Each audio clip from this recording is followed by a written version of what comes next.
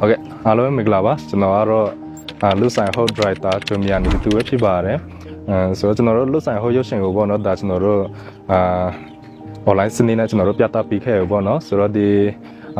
အစီအစဉ်မှာကျွန်တော်တို့အဖက်ဖက်ကူညီပေးကြတဲ့ဒီနိုင်ငံတကာက OFP နဲ့ FR ဖွဲ့စည်းတွေရောပြီးတော့ကျွန်တော်တို့ရဲ့ရုပ်ရှင်လက်မှတ်ဝေကြည့်ရှုပေးကြတဲ့ဒီ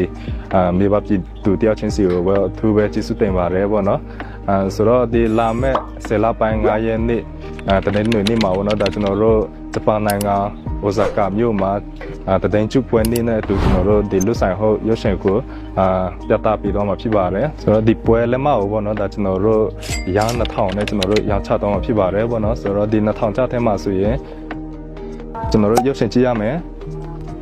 စတူဒီတာလည်းဆိုင်ရမယ်ပြီးတော့မိဘတွေလည်းကျွန်တော်တို့အခမဲ့လက်ဆောင်ပေးရလည်းရှိပါမယ်ပေါ့နော်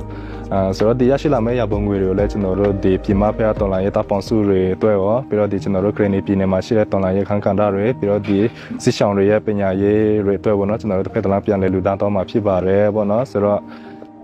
လာမယ့်9ရက်နေ့မှာကျွန်တော်တို့တသိန်းကျ